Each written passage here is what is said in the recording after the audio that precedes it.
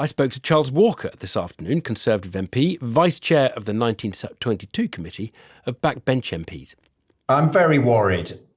I know all these decisions are being made for the best of reasons, but I don't understand how you can save the NHS if you have basically a bankrupted economy. Now, we're not bankrupt yet, but first world public services do require a first world economy. And my real concern is that these decisions are mostly being made by the middle-aged and the well-heeled, paid out of the public purse.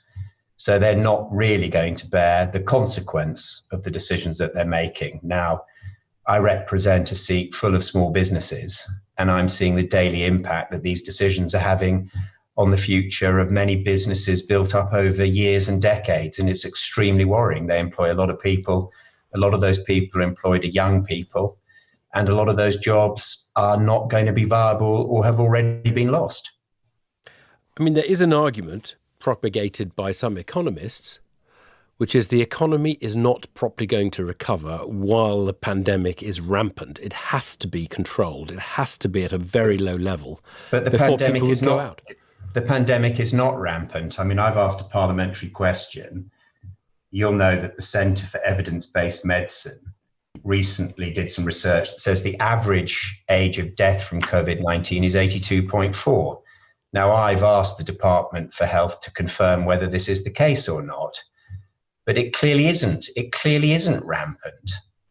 This is an illness that very sadly really afflicts the elderly and those with underlying health conditions. So our focus should be on protecting them, not limiting the life chances of young people and people of middle age who are responsible for running and owning businesses. But in Liverpool, they're saying the hospitals are beginning to face problems. In Manchester, they're reactivating on standby the Nightingale hospitals because they fear the NHS is going to get very crowded and other conditions will not be able to be treated. Are you saying we can just tolerate that? So let us, if we want to talk about Nightingale hospitals, let's remind ourselves that the London Nightingale Hospital, which opened on April the 4th, by May the 4th, when they talked about shutting it down, had treated 54 people. That was a similar number treated in Manchester.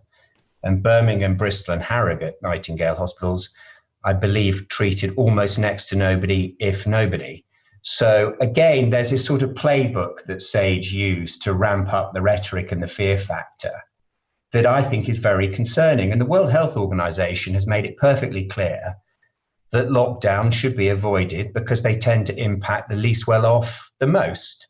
And that is what we're seeing, the least well off being impacted the most, not people with public sector pensions, not people with high paying jobs, not established people in careers, but the young and those in less stable occupations are being damaged the most by these lockdowns. It's basically the shelter the elderly policy and those with underlying conditions. If the elderly want to be sheltered, there are many people who are elderly who believe that existing isn't living, that being told you've got to spend the next 6 or 12 months without human contact, without seeing the people that you love, without embracing your grandchildren, is a price too high for them.